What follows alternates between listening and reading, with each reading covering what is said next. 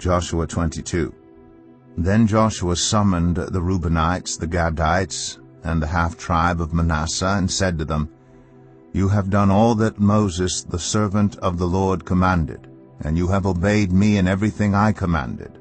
For a long time now, to this very day, you have not deserted your fellow Israelites, but have carried out the mission the Lord your God gave you.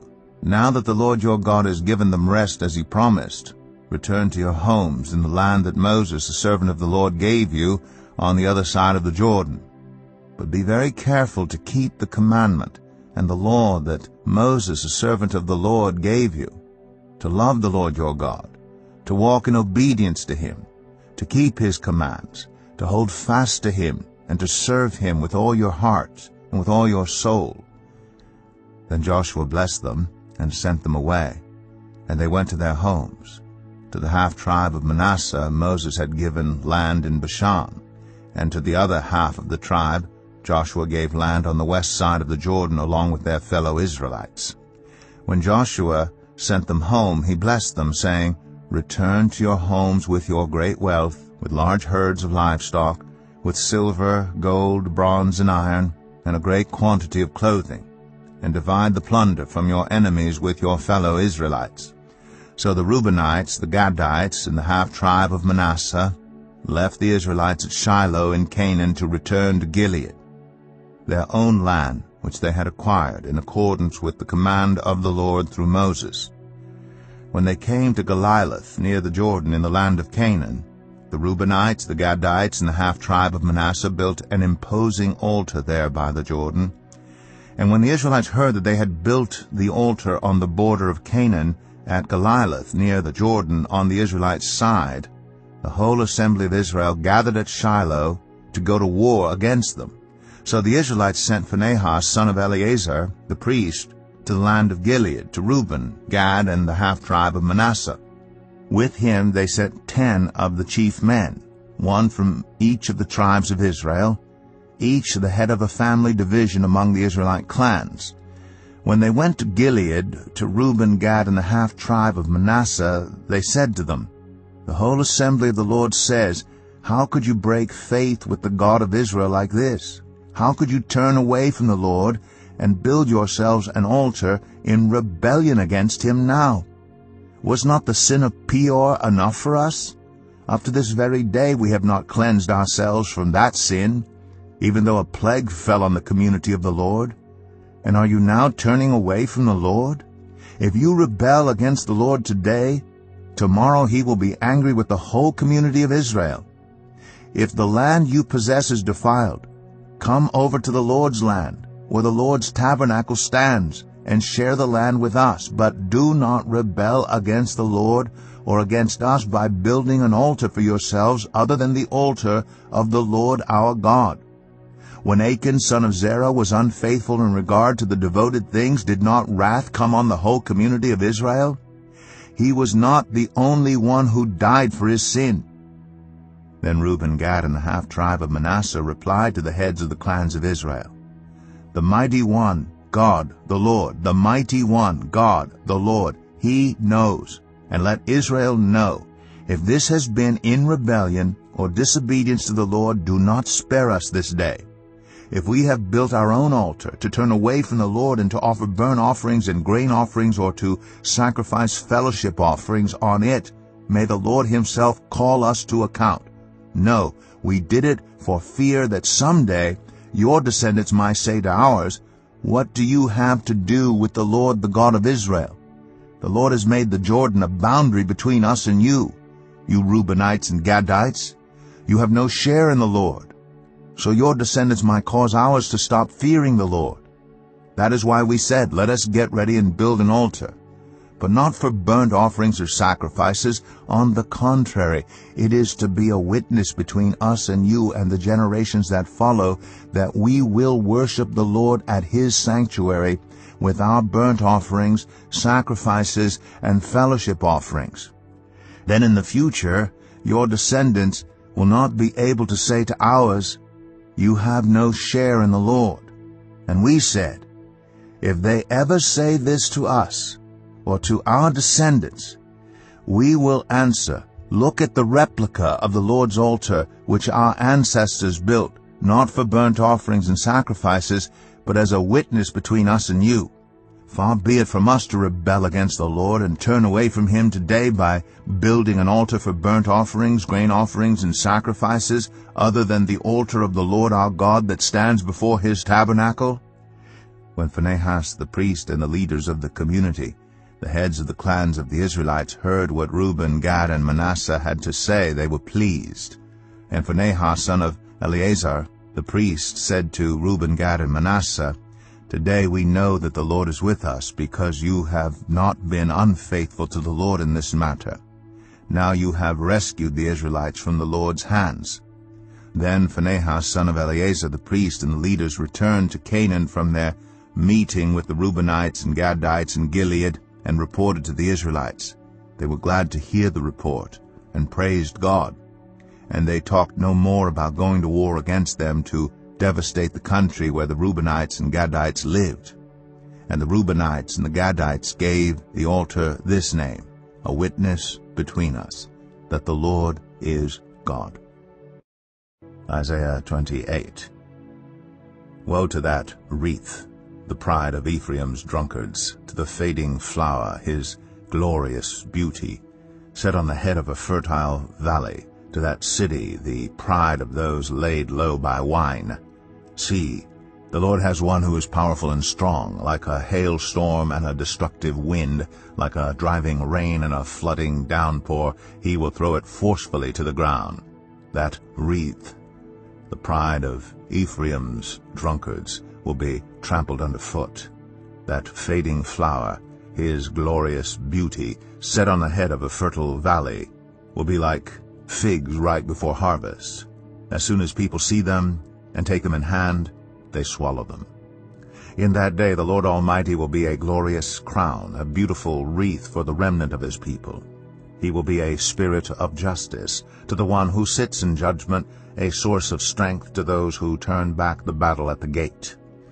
And these also stagger from wine and reel from beer. Priests and prophets stagger from beer and are befuddled with wine. They reel from beer. They stagger when seeing visions. They stumble when rendering decisions. All the tables are covered with vomit, and there is not a spot without filth. Who is it he is trying to teach? To whom is he explaining his message? To children weaned from their milk, to those just taken from the breast? For it is, do this, do that, a rule for this, a rule for that, a little here, a little there. Very well then, with foreign lips and strange tongues, God will speak to this people, to whom he said, This is the resting place, let the weary rest, and this is the place of repose. But they would not listen. So then, the word of the Lord to them will become, do this, do that, a rule for this, a rule for that, a little here, a little there, so that as they go they will fall backward. They will be injured and snared and captured. Therefore hear the word of the Lord, you scoffers who rule this people in Jerusalem. You boast, we have entered into a covenant with death. With the realm of the dead we have made an agreement. When an overwhelming scourge sweeps by, it cannot touch us, for we have made a lie our refuge, and falsehood our hiding place. So this is what the Sovereign Lord says. See, I lay a stone in Zion, a tested stone, a precious cornerstone for a sure foundation. The one who relies on it will never be stricken with panic. I will make justice the measuring line and righteousness the plumb line. Hail will sweep away your refuge, the lie, and water will overflow your hiding place. Your covenant with death will be annulled. Your agreement with the realm of the dead will not stand. When the overwhelming scourge sweeps by, you will be beaten down by it. As often as it comes, it will carry you away, morning after morning, by day and by night. It will sweep through. The understanding of this message will bring sheer terror. The bed is too short to stretch out on, the blanket too narrow to wrap around you. The Lord will rise up as he did at Mount Perazim. He will rouse himself as in the valley of Gibeon. to do his work, his strange work, and perform his task, his alien task. Now stop your mocking, or your chains will become heavier. The Lord Almighty has told me of the destruction decreed against the whole land. Listen and hear my voice. Pay attention and hear what I say. When a farmer plows for planting, does he plow continually? Does he keep on breaking up and working the soil? When he has leveled the surface, does he not sow caraway and scatter cumin? Does he not plant wheat in its place, barley in its plot, and spelt in its field? His God instructs him and teaches him the right way. Caraway is not threshed with a sledge, nor is the wheel of a cart rolled over cumin. Caraway is beaten out with a rod, and cumin with a stick. Grain must be ground to make bread. So one does not go on threshing it forever. The wheels of a threshing cart may be rolled over it, but one does not use horses to grind grain. All this also comes from the Lord Almighty, whose plan is wonderful, whose wisdom is magnificent. Hebrews 11. Now faith is confidence in what we hope for and assurance about what we do not see. This is what the ancients were commended for. By faith, we understand that the universe was formed at God's command, so that what is seen was not made out of what was visible. By faith, Abel brought God a better offering than Cain did. By faith he was commended as righteous when God spoke well of his offerings. And by faith Abel still speaks, even though he is dead. By faith Enoch was taken from this life, so that he did not experience death. He could not be found because God had taken him away. For before he was taken, he was commended as one who pleased God. And without faith, it is impossible to please God, because anyone who comes to him must believe that he exists and that he rewards those who earnestly seek him. By faith, Noah, when warned about things not yet seen, in holy fear built an ark to save his family. By his faith he condemned the world and became heir of the righteousness that is in keeping with faith. By faith Abraham, when called to go to a place he would later receive as his inheritance, obeyed and went, even though he did not know where he was going. By faith he made his home in the promised land, like a stranger in a foreign country. He lived in tents, as did Isaac and Jacob, who were heirs with him of the same promise. For he was looking forward to the city with foundations, whose architect and builder is God. And by faith, even Sarah, who was past childbearing age, was enabled to bear children because she considered him faithful who had made the promise. And so from this one man, and he as good as dead, came descendants as numerous as the stars in the sky and as countless as the sand on the seashore. All these people were still living by faith when they died. They did not receive the things promised. They only saw them and welcomed them from a distance, admitting that they were foreigners and strangers on earth. People who say such things show that they are looking for a country of their own. If they had been thinking of the country they had left, they would have had opportunity to return. Instead, they were longing for a better country, a heavenly one. Therefore God is not ashamed to be called their God, for he has prepared a city for them. By faith, Abraham, when God tested him, offered Isaac as a sacrifice. He who had embraced the promises was about to sacrifice his one and only son, even though God had said to him, "It is through Isaac that your offspring will be reckoned." Abraham reasoned that God could even raise the dead, and so in a manner of speaking he did receive Isaac back from death. By faith, Isaac blessed Jacob and Esau in regard to their future. By faith Jacob, when he was dying, blessed each of Joseph's sons, and worshipped as he leaned on the top of his staff. By faith Joseph, when his end was near, spoke about the exodus of the Israelites from Egypt and gave instructions concerning the burial of his bones. By faith Moses' parents hid him for 3 months after he was born because they saw he was no ordinary child, and they were not afraid of the king's edict. By faith, Moses, when he had grown up, refused to be known as the son of Pharaoh's daughter. He chose to be mistreated along with the people of God rather than to enjoy the fleeting pleasures of sin. He regarded disgrace for the sake of Christ as of greater value than the treasures of Egypt, because he was looking ahead to his reward. By faith he left Egypt, not fearing the king's anger. He persevered because he saw him who is invisible. By faith he kept the Passover and the application of blood, so that the destroyer of the firstborn would not touch the firstborn of Israel.